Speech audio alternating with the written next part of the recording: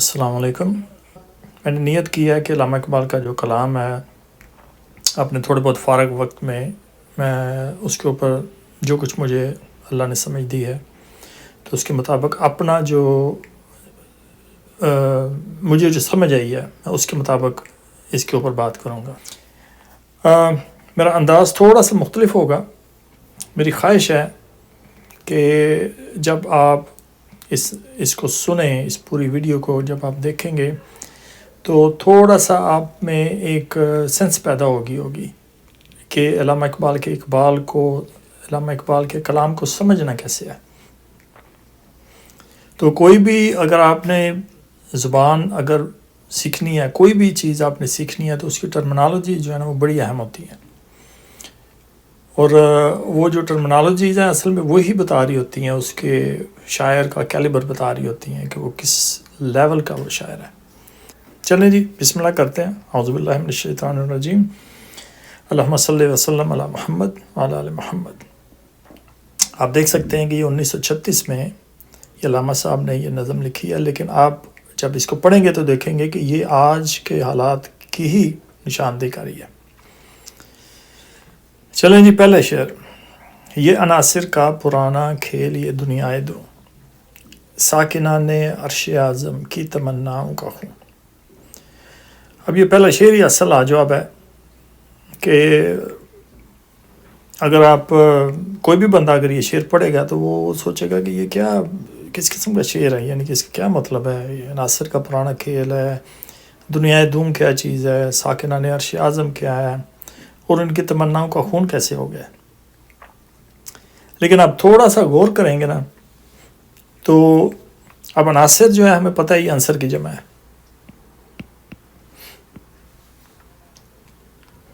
اور ہمیں پتہ ہے کہ ہر جو چیز بنی ہے، جتنی بھی چیزیں بنی ہیں وہ سارے کے سارے یا مٹی پانی اس کے مکسچر سے بنی ہے.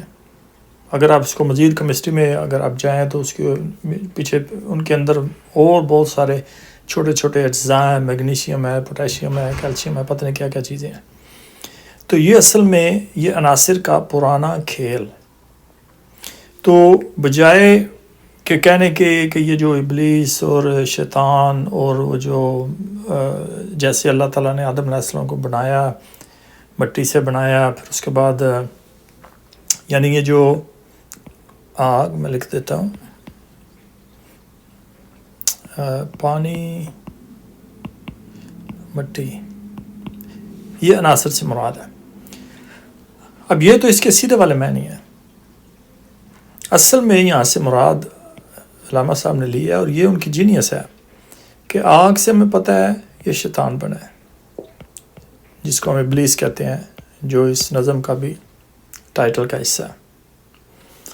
مٹی پانی ہمیں پتہ ہے کہ اس سے مراد ہم آدم لے سکتے ہیں.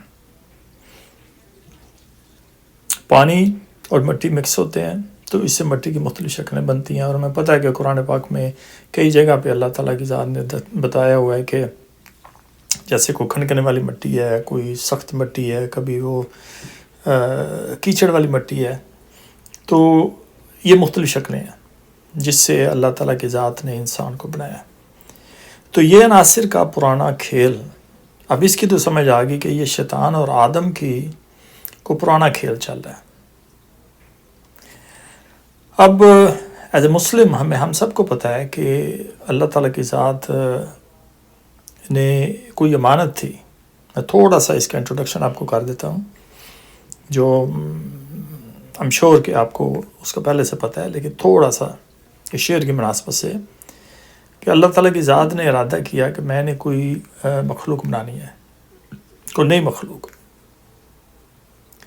تو انہوں نے اب فرشتوں سے اور شیطان سے تذکرہ کیا کہ میں ایک مخلوق بنانے والا ہوں. انی جاعل فی الارض خلیفہ، کہ دنیا میں ایک اپنا ایک نائب بنانے جا رہا ہوں. اور اس کے ساتھ وہ حکم دیتے ہیں کہ جب میں اس کو بناؤں گا اور اس کے بعد اس کو بیلنس کروں گا اور اس کے بعد اس میں اپنی روح پھونکوں گا تو پھر آپ نے اس کو سجدہ کر دینا ہے. تو اللہ تعالیٰ کی ذات آدم علیہ السلام کو بناتی ہیں مٹی سے اور پانی سے مکسچر سے، اور اس کے بعد ان کو بیلنس کرتی ہیں فسواہا، اور اس کے بعد نفخ فی الروح، ان میں اپنی روح پھونک دیتی ہیں، اور اس کے بعد ان کو کچھ چیز سکھاتے ہیں، وعلم آدم الاسماء کلها، کہ ان کو کچھ نام سکھا دیتے ہیں، کیا ہے واللہ عالم، یہ ہمارا مقام نہیں ہے، ہم اس کے اوپر بات بھی نہیں کر رہے، لیکن اس شعر کو سمجھنے کے لیے ایک چیز ایکسٹرا۔ تو اس کے بعد جب یہ چیزیں مکمل ہو جاتی ہیں تو اس کے بعد ان کو پریزنٹ کیا جاتا ہے فرشتوں کے سامنے اور شیطان کے سامنے، اور اللہ تعالیٰ کی ذات فرشتوں سے پوچھتی ہے کہ آپ کو یہ چیزوں کا پتہ ہے؟ تو فرشتے کہتے ہیں کہ ہمیں تو پتہ نہیں، اے اللہ ہمیں تو جو کچھ آپ نے سکھایا ہمیں تو صرف اس کا پتہ ہے۔ تو اللہ تعالیٰ کی ذات آدم علیہ السلام سے کہتی ہے کہ آپ ان کو بتاؤ ان چیزوں کے نام کیا ہیں۔ تو آدم علیہ السلام ان کو بتا دیتے، تو وہ جو فرشتے ہیں وہ سجدے میں گر پڑتے ہیں، سجدہ تعظیمی میں، کہ واقعی اللہ تعالیٰ کی ذات تو نے یہ جو مخلوق بنائی ہے یہ بڑی لاجواب ہے۔ لیکن شیطان انکار کر دیتا ہے۔ اللہ تعالیٰ کی ذات پوچھتی ہے کہ تو نے یہ سجدہ کیوں نہیں کیا؟ تو شیطان جواب دیتا ہے کہ اس لیے کہ میں اس سے سپیریئر ہوں۔ وجہ آپ نے مجھے آگ سے پیدا کیا اور اس کو مٹی سے پیدا کیا۔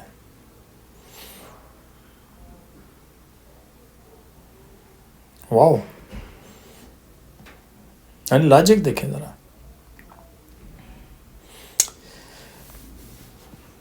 تو اللہ تعالیٰ کی ذات ان سب کو، آدم علیہ السلام کو جنت میں بھیجتی ہے ایک ٹیسٹ کے لیے، اور ان سے کہتی ہے کہ آپ ہر ایک چیز آپ کے لیے الاؤڈ ہے سوائے ایک درخت کے، اور آپ نے یہ درخت کے پاس نہیں جانا۔ تو شیطان ورگلاتا ہے آدم علیہ السلام کو اور ساتھ حوا کو کہ آپ جو ہے نا اس درخت کو چکھ لیں، اور اس کے لیے وہ ایک دلیل بناتا ہے، فَدَلَّاهُمَا بِغُرُورٍ، جو دھوکے والی دلیل تھی۔ تو آدم علیہ السلام اس پھل کو چکھ لیتے ہیں، اور اس کے بعد اللہ تعالیٰ کی ذات ان سب کو زمین کے اوپر بھیج دیتی ہے۔ یہ آ گیا یہ دنیائے دوں کا مقام۔ دون سے مراد آپ کہہ سکتے ہیں کہ یہ گھٹیا ہے، ظاہر جنت تو نہیں ہے، یہ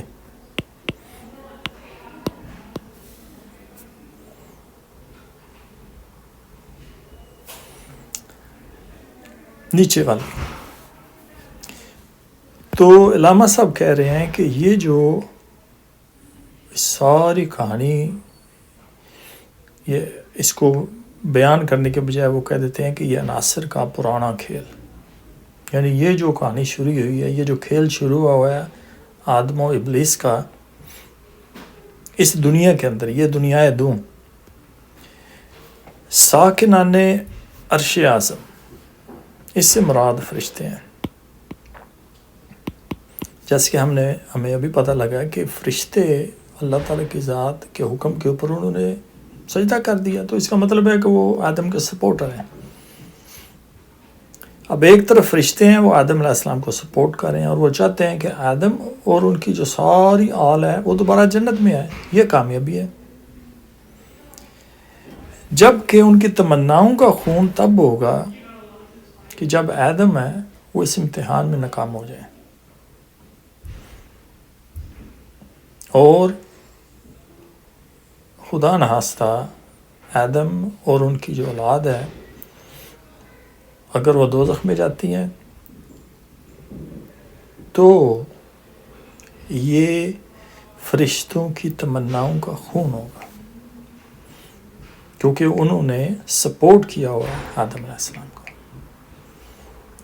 تو اب آپ اندازہ لگا سکتے ہیں کہ کتنی لمبی ایک کہانی ہے جو علامہ اقبال کی جینیس نے ان 2 لائنوں میں پوری کی پوری تصویر کھینچ دی ہے کہ یہ عناصر کا پرانا کھیل یہ دنیائے دوں ساکنان نے عرش اعظم کی تمناؤں کو ہوں. اللہ اکبر. لیں جی آگے چلتے ہیں. اس کی بربادی پہ آج آمادہ ہے وہ کارساز جس نے اس کا نام رکھا تھا جہان کافنوں. انتہائی لاجواب شعر ہے اور یہ شعر ایسے کہ آپ یہ پڑھ کے مزہ آ جاتا ہے. آگے وہ جو ان کے جو معنی ہیں وہ تو ہے کیا بات ہے ان کی. پہلے ان کے جو مشکل الفاظ ہیں ہم ان کے اوپر نظر ڈال لیتے ہیں. کارساز آپ اس کو کہہ سکتے ہیں کہ بگڑی بنانے والا. اس سے مراد ہے اللہ تعالیٰ کی ذات. آمادہ یہ عام اردو کا لفظ ہے ہمیں پتہ ہے. جہان کاف نون ہمیں پتہ ہے کہ کاف اور نون اگر ان کو مکس کریں نا تو یہ ایک کمینڈ بن جاتی ہے جو اللہ تعالیٰ کی طرف سے ہے کہ جیسے اللہ تعالیٰ کی ذات قرآن میں کہتی ہے کہ اذا قضا امرا فإنه یقول له کن فیکون، کہ جب ہم نے کسی کام کا ارادہ کرتے ہیں ہم تو ہم کہتے ہیں ہو جا اور وہ ہو جاتی ہے. یہ کن کا مطلب ہے. تو یہ ایک یعنی بڑا ایک عجیب سا شعر ہے اس لحاظ سے کہ اس کی بربادی پہ آج آمادہ ہے وہ کارساز کہ جو بگڑی بنانے والا ہے وہ تو ایک لمحے میں وہ تو کن کہہ کر اس کا کام سیدھا ہو سکتا ہے لیکن وہ اس پہ آمادہ نہیں لگ رہا. اور مجھے وہ ایک یعنی پرانا ایک لطیفہ یاد آ گیا ہے. وہ ایک کوئی جہاز تھا اس کے کوئی انجن وغیرہ اس میں کوئی مسئلہ ہو گیا تو جو اپنے پائلٹ جو ہے نا وہ ساری سواریوں کو کہتا ہے کہ آپ جو ہے نا وہ اپنا سیٹ بیلٹ وغیرہ آپ باندھ لیں اور جہاز کے جو ہے نا وہ انجن میں نقص ہو گیا ہے. اب اس کو سوائے اللہ کی کوئی ذات بچا نہیں سکتی اور کچھ اللہ بھی اتنا انٹرسٹڈ نہیں لگ رہا ہے اس کو بچانے میں. یہ تقریباً یہ وہی بات ہے جو شیطان کہہ رہا ہے کہ ہمیں کوئی اللہ تعالیٰ کی ذات اتنی انٹرسٹڈ نہیں لگ رہی اس دنیا کو بچانے میں. وہ دنیا جو اس نے خود بنائی ہے. اس کا مطلب آپ یہ بھی لے سکتے ہیں کہ وہ شیطان جو ہے نا وہ کہہ رہا ہے کہ یہ قیامت جو ہے نا یہ نزدیک آ رہی ہے، اس کا اختتام ہونے والا ہے. بربادی سے مراد اب یہ بھی لے سکتے ہیں کہ قیامت نزدیک ہے.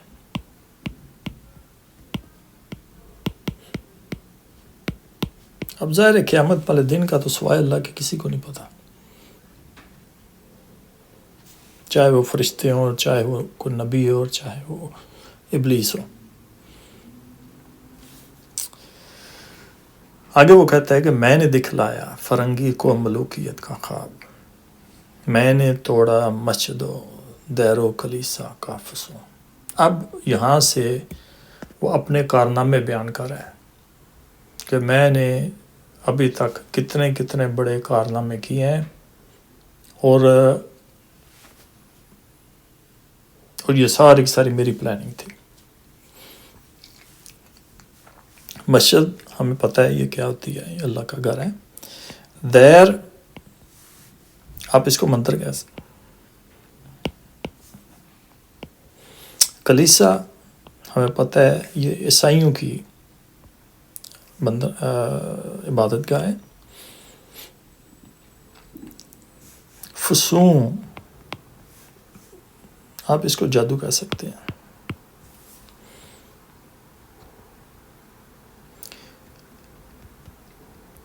تو میں نے دکھلایا فرنگی کو ملوکیت کا خواب، میں نے اپنے ذہن میں فرنگی کے دماغ میں ڈالا کہ جو کچھ ہے یہ تمہارا ہے. دیکھو نا، دین کہتا ہے مالک یوم الدین، کہ اس دن کا مالک اللہ ہے. اور بھائی اس دن کا کون مالک ہے؟ اس دن کا مالک بھی اللہ ہے. ہم اس دنیا میں آئے ہیں خلیفہ کے طور پر، اس کے نائب کے طور پر. ہمارا اپنا تو کچھ بھی نہیں ہے. اور بھائی 4 دن کی زندگی ہے، اس کے بعد دوبارہ مٹی میں مل جانا ہے. مجھے ایک امریکہ کا ایک بڑا مشہور سائنسدان تھا، فوت ہو گیا. تو اس نے یہ واکنگ 1 واکنگ 2 اسپیس میں بھیجے تھے.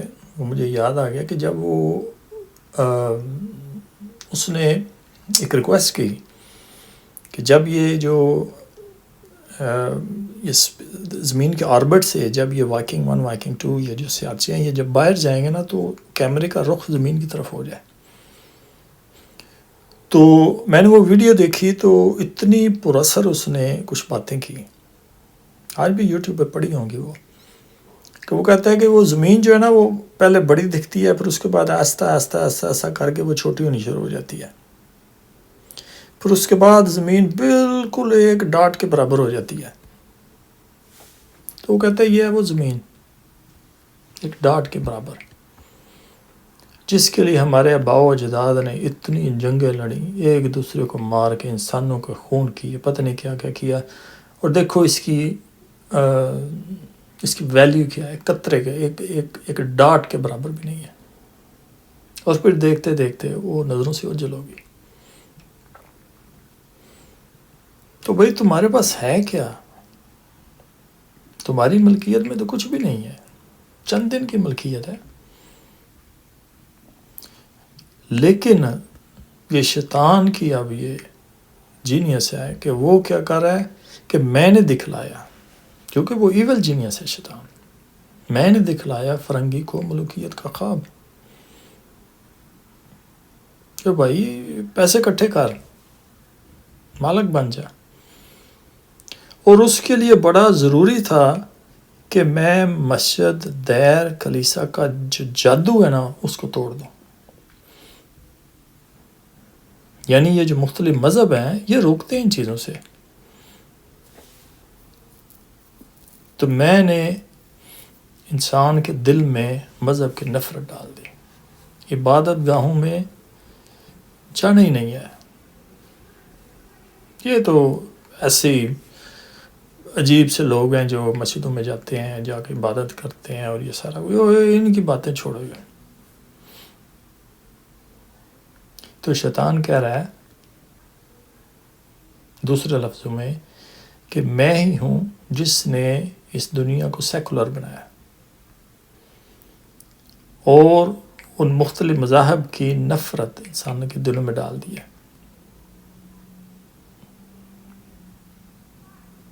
یہ جو جادو تھا دین کا، مذہب کا، اس کا میں نے کلا کما کر دیا. میں نے ناداروں کو سکھلایا سبق تقدیر کا، میں نے منعم کو دیا سرمایہ داری کا جنون. واہ جی واہ. اب دیکھو نا، کام ایک منعم ہے، جو وہ ہیں انعام یافتہ.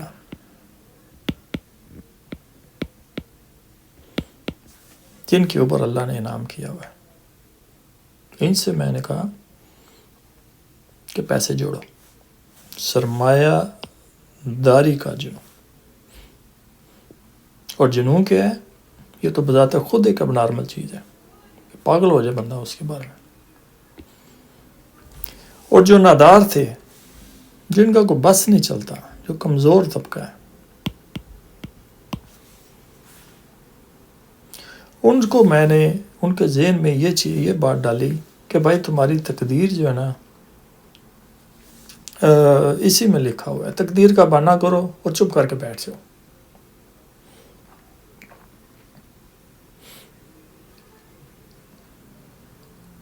جو کمزور ہیں وہ تقدیر کے اوپر سب کچھ ڈال کے نا ہاتھ پہ ہاتھ رکھ کے بیٹھ جائیں. اور جن کے پاس کوئی عہدہ تھا، جو امیر ہیں، جو انعام یافتہ ہیں، ان کے دماغ میں نے ڈالی کہ زیادہ سے زیادہ پیسے اکٹھے کرو. اور دیکھو نا، یہ آج کل، ابھی میں آج صبح میں ایک پڑھ رہا تھا، وہ کہتے ہیں کہ آپ جو لوگوں سے تعلقات بنانے کی کوشش کر رہے ہو، اس کے بارے میں پریشان ہونا چھوڑ دو، بلکہ تعلقات کی بجائے اپنے دولت اور پیسہ بنانے کی اس کو کوشش کرو. اگر فائنینشلی آپ سٹیبل ہو گئے تو سارے آپ کے رشتہ دار بن جائیں گے. اور بھائی یہ کون سا طریقہ ہے؟ اللہ تعالیٰ کی ذات اپنے بہنوں بھائیوں دوسروں کے بارے میں کہتی ہے، اللہ کا یعنی تقویٰ پیدا کرو اپنے بہنوں بھائیوں کے بارے میں. اب پیسے کی بنیاد پر رشتے بنیں گے. تو یہی ایک کانسیپٹ ہے، شیطانی ایک خیال ہے کہ جو نادار ہیں ان کے اوپر تقدیر کا ایک لیبل لگا دیا کہ بھائی تمہاری قسمت میں یہ لکھا ہوا تھا تو اب ایسے ہی ہوگا تمہارے ساتھ، تم محنت ہی نہ کرو، ہاتھ پہ ہاتھ رکھ کے بیٹھ جاؤ. اور جن کے پاس اللہ نے انعام دیا ہوا تھا ان کے دماغ میں یہ جنون ڈال دیا کہ پیسے خرچ کرنے کی بجائے جمع کرو. کون کر سکتا ہے اس کی آتش سوزاں کو سرد، جس کے ہنگاموں میں ہو ابلیس کا سوزے درو. یہ ایک ایک لفظ جو ہے نا، یہ بڑے لاجواب ہے. سوزے دروں، آپ اس کو کہہ سکتے ہیں اندر کی جلن.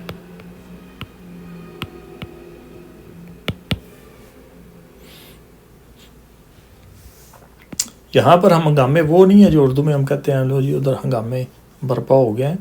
یہاں پر اس سے مراد کاروبار زندگی ہے.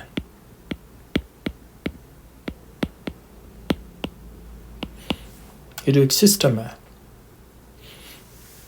اور آتش سوزاں آپ اس کو کہہ سکتے ہیں کہ یہ جلا کر راکھ کر دینے والی آگ، بہت تیز.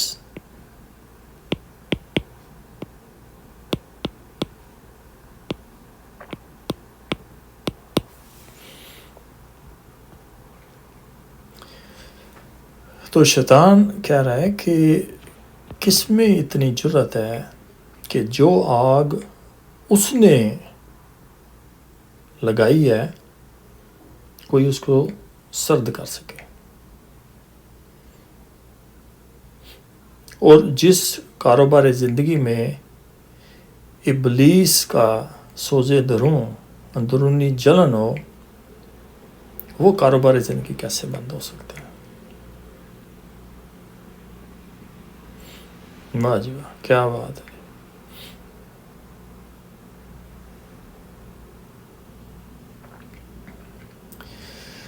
یعنی جس کاروباری زندگی کی بنیاد ہی شیطانیت سے پیوستہ ہو، اس آگ کو کون سرد کر سکتا ہے؟ کس میں اتنی جرت ہے؟ یہ شیطان اپنی تعریف خود کر رہا ہے اور آج ہم اپنی آنکھوں سے دیکھ رہے ہیں. اور اس کے بعد وہ کہتا ہے کہ جس کی شاخیں ہوں ہماری آبیاری سے بلند، کون کر سکتا ہے اس نخل کہن کو سرنگو. یہ وہی بات ایک اور انداز میں وہ کہہ رہا ہے. نخل کہن آپ اس کو کہہ سکتے ہیں کہ یہ پرانا درخت،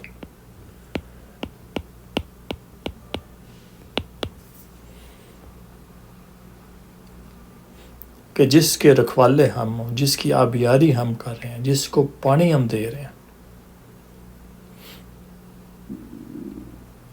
جس کو مضبوط ہم کر رہے ہیں، کس میں جرت ہے کہ وہ اس درخت کو سرنگوں کر سکے، اس کو اکھاڑ کر پھینک سکے.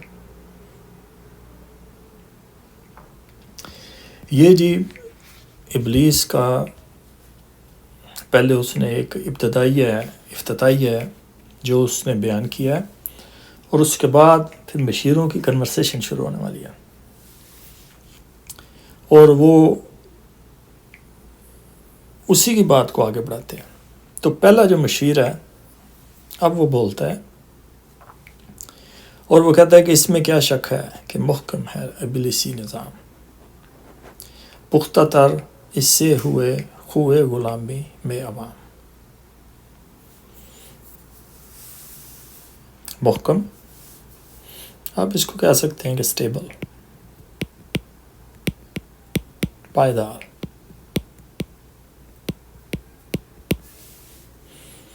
تو پہلا مشیر ہے وہ شیطان کی طرف دیکھ کے کہتا ہے کہ اس میں تو کوئی شک ہی نہیں ہے کہ یہ جو ابلیسی نظام ہم نے بنایا یہ بڑا سٹیبل ہے،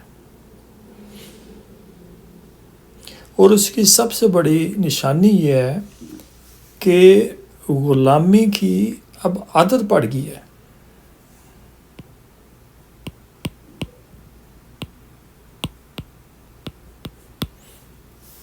عوام میں۔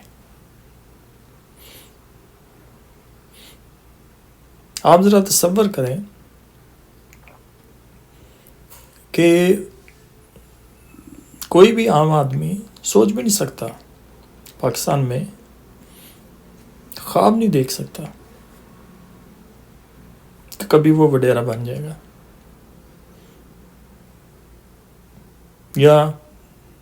یعنی ہم اپنے سامنے دیکھتے ہیں یہ جو ہمارے اوپر جو سیاستدان مسلط کیے ہوئے ہیں، یہ کیا صورتحال ہے۔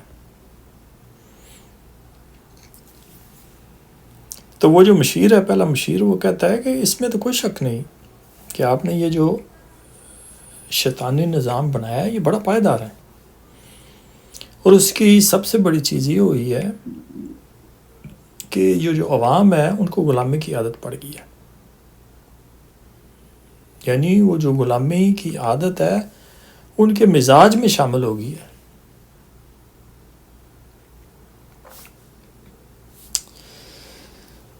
ازل سے ان غریبوں کے مقدر میں سجود، ان کی فطرت کا تقاضا ہے نماز بے قیام۔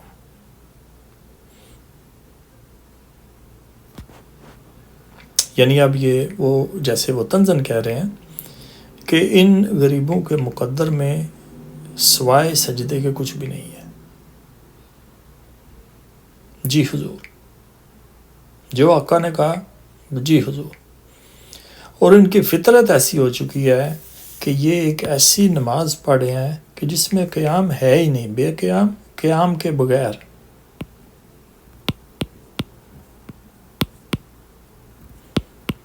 یعنی آپ اللہ کے لیے بھی کھڑے ہوتے ہیں نماز میں تو پہلے آپ کھڑے ہوتے ہیں قیام میں، پھر اس کے بعد رکوع میں جاتے ہیں، پھر کھڑے ہوتے ہیں، پھر سجدے میں جاتے ہیں، پھر بیٹھتے ہیں۔ لیکن یہ جو زمینی خدا ہیں یہ کسی کو اپنے سامنے کھڑا نہیں ہونے دیتے، یہ اپنی انسلٹ سمجھتے ہیں، یہ چاہتے ہیں کہ ہمارے سامنے بندہ ہر وقت کھڑا ہو اس حالت میں کہ جیسے سجدے کی حالت ہوتی ہے۔ وہ علامہ صاحب، وہ احمد ندیم قاسمی صاحب کا شعر ہے نا کہ پورے قد سے کھڑا ہوں تو یہ احسان ہے تیرا، مجھ کو جھکنے نہیں دیتا ہے سہارا تیرا۔ بھائی یہ اللہ کا سہارا جس کو ہوگا وہ کیسے سر اپنا جھکا سکتا ہے؟ اور تاریخ بڑی پڑی ہے ایسے لوگوں سے کہ جنہوں نے کسی کے سامنے بادشاہ، کسی سپاہ سالار کے آگے اپنا سر نہیں جھکایا۔ بھائی جس کو اللہ کا سہارا ہے وہ کیوں سر جھکائے گا؟ تو یہ علامہ صاحب طنزاً یہ بات کر رہے ہیں کہ یہ جو عوام ہے جن کی فطرت میں غلامی ان کے مزاج میں شامل ہو گئی ہے، ان کی زندگی کی مثال ایک ایسی نماز ہے جس میں قیام ہے ہی نہیں، یعنی ہر وقت وہ رکوع و سجود میں مشغول رہتے ہیں اور اپنے دنیاوی آقا کے سامنے جی حضور جی حضوری میں لگے رہتے ہیں۔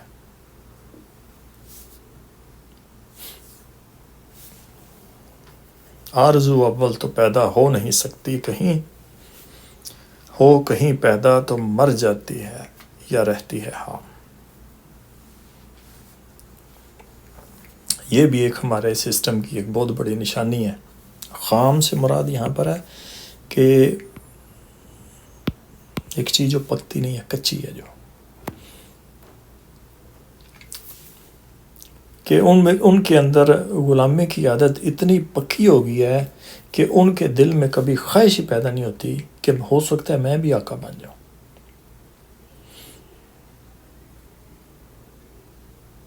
تو اس کا سوال ہی پیدا نہیں ہوتا. اور اگر کسی کے دل میں یہ خواہش پیدا ہو بھی جاتی ہے تو وہ کچی رہ جاتی ہے. سسٹم اتنا آپ نے مضبوط رکھا ہوا ہے کہ وہ اوپر آ ہی نہیں سکتا. یعنی یہ جو شیطانی نظام ہے یہ ایسا ایک یعنی انسانوں کو ہم نے جکڑا ہوا ہے کہ اول تو انسان کے دل میں خواہش ہی پیدا نہیں ہوتی، اور اگر ہو بھی جائے تو وہ اس کو یعنی پایا تکمیل تک نہیں پہنچا سکتا، وہ کچی رہ جاتی ہے. اس سے بھی آسان لفظوں میں آپ کہہ سکتے ہیں کہ یہ انسان اب انسان نہیں، اب یہ سمجھیں کہ جیسے حیوان کے لیول پر پہنچ گیا ہے.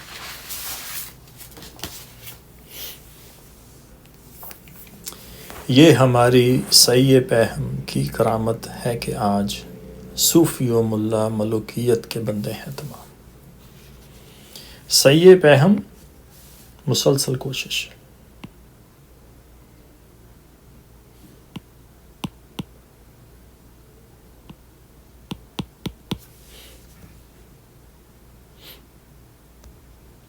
اور اس کی ایک اور بڑی نشانی ہے کہ ہمارا سسٹم جو ہے وہ کام کر رہا ہے، وہ یہ ہے کہ جو صوفی ہے یا ملا ہے، یہ سارے کے سارے بھی ملوکیت کے بندے ہو گئے، یہ بھی دنیا دار ہو گئے، یہ بھی بادشاہت کے غلام ہو گئے. یعنی وہی لوگ جن کی ذمہ داری تھی، جیسے قرآن پاک میں آتا ہے کہ تم لوگوں میں سے کچھ لوگ ہونے چاہیے جو اپنے آپ کو دین کی تبلیغ کے لیے وقف کر دیں، جو کسی کے سامنے اپنا سر نہ جھکائیں. لیکن یہ جو مشیر کہہ رہے ہیں کہ ہمارے سسٹم کی ایک یہ بھی بہت بڑی کامیابی ہے کہ آج کے جو صوفی ملا ہیں یہ بھی بادشاہت کے غلام بن چکے ہیں، یہ بھی پیسے کے غلام بن چکے ہیں، یہ بھی ملوکیت کے بندے بن چکے ہیں. بادشاہ کے سامنے سینہ تان کا کھڑا ہونا تو دور کی بات ہے، یہ ہر وقت ان کی ہاں میں ہاں ملا رہے ہیں اور ان کو سپورٹ کر رہے ہیں. طبع مشرق کے لیے موضوع یہی افیون تھی، ورنہ قوالی سے کچھ کم تر نہیں علم کلام. اب یہ جو قوال ہوتے ہیں یہ بھی ایک بڑا ایک یعنی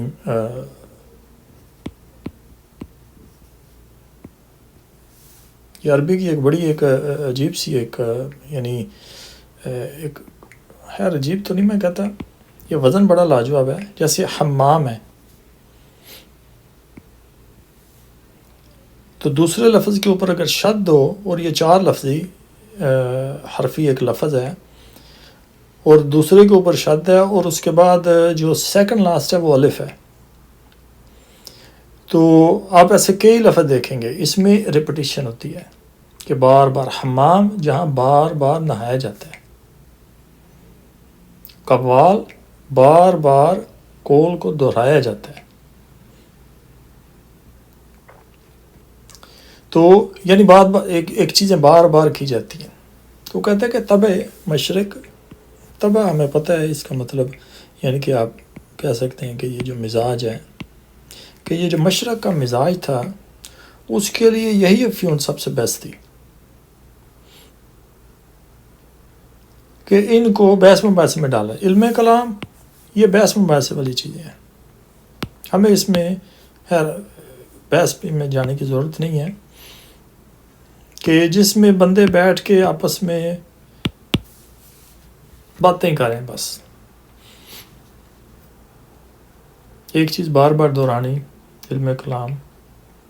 اور ایسی فضول قسم کی بحثوں میں پڑے ہوئے ہیں کہ جیسے مریم بی بی جی کے ہاں جب عیسیٰ علیہ السلام کی پیدائش ہوگی تو پتہ نہیں وہ کیا وہ کنواری تھی اس کے بعد یا نہیں کنواری تھی، یا سوئی کے ناکے میں سے کتنے فرشتے گزر سکتے ہیں. یہ عیسائی علماء ان کے اوپر بحث کیا کرتے تھے. او بھائی تمہارا اس سے کیا کام ہے؟ یہ سب علمی بحثیں ہیں، نہ ان کا زندگی میں کوئی فائدہ. اور لیکن کیا ہے کہ بس یہ بحث ہو رہی ہے. وہ لو جی یہ بڑا عالم ہے، وہ یہ کسی کو بولنے نہیں دیتا.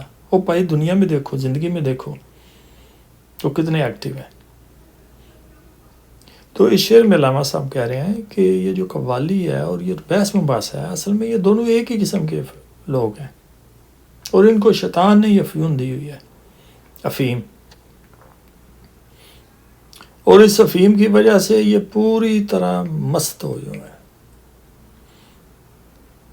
آپ ذہن میں لائیں وہ جو نشئی ہوتے ہیں، یہ جو درباروں کے باہر بیٹھے ہوتے ہیں، کوئی دنیا کی فکر نہیں، کوئی کسی قسم کا، کوئی نہ کسی کی مدد کر سکتے ہیں، نہ کوئی زندگی میں کوئی اور کام ہے، بس یہ مست اپنے بس مست کر کے بیٹھے ہوئے ہیں.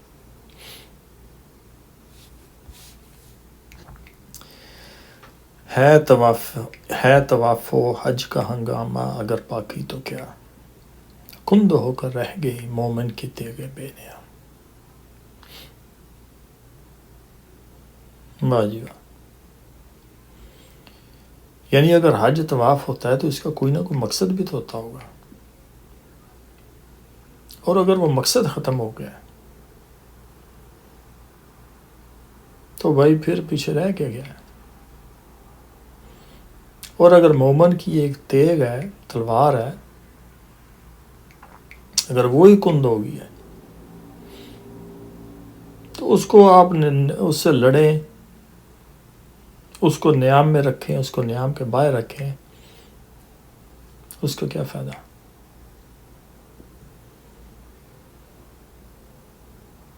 تو بیسیکلی یہاں پر وہ جو مشیر کہہ رہا ہے کہ ہمیں کوئی فکر کرنے کی ضرورت نہیں ہے اگر لاکھوں لوگ اکٹھے ہو کر طواف کعبہ کرتے ہیں، کیونکہ ان کی نظروں سے وہ مقصد جو ہے طواف کعبہ کا وہ اوجھل ہو گیا.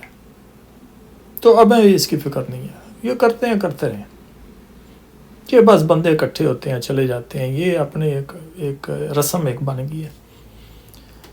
اور وہ جو تلوار مومن کی جو ہر وقت بے نیام رہتی تھی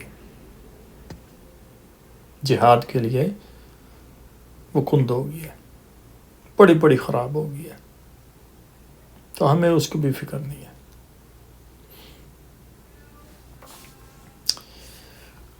اور اس کے بعد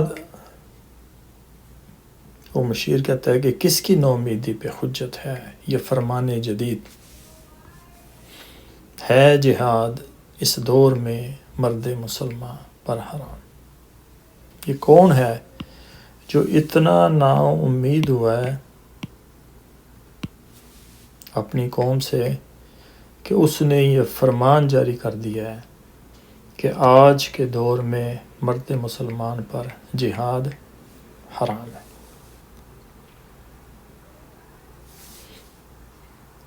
یہ اصل میں اشارہ ہے مرزا غلام احمد قادیانی کی طرف،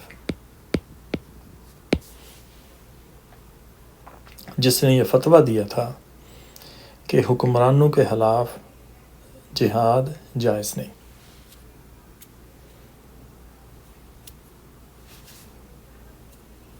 یعنی یہی علامہ صاحب کہہ رہے ہیں کہ یہ کون ہے جو اتنا نا امید ہو گیا ہے دین کی اسپرٹ سے کہ اس نے یہ حجت طاری کی ہے کہ آج کل کے دور میں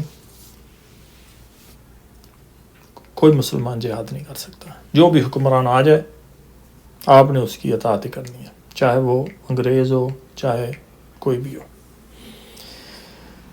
دوسرا مشیر اس کی باتیں سن کر کہتا ہے کہ خیر ہے سلطانی جمہور کا گوگا کے شر، تو جہاں کے تازہ فتنوں سے نہیں ہے باخبر. یہ آخری شعر ہے جو ہم اس نشست میں اس کے اوپر ہم بات کریں گے، اور اس کے بعد اس کا جو جواب پہلا مشیر دیتا ہے وہ پھر انشاءاللہ اگلی قسم میں ہم کریں گے.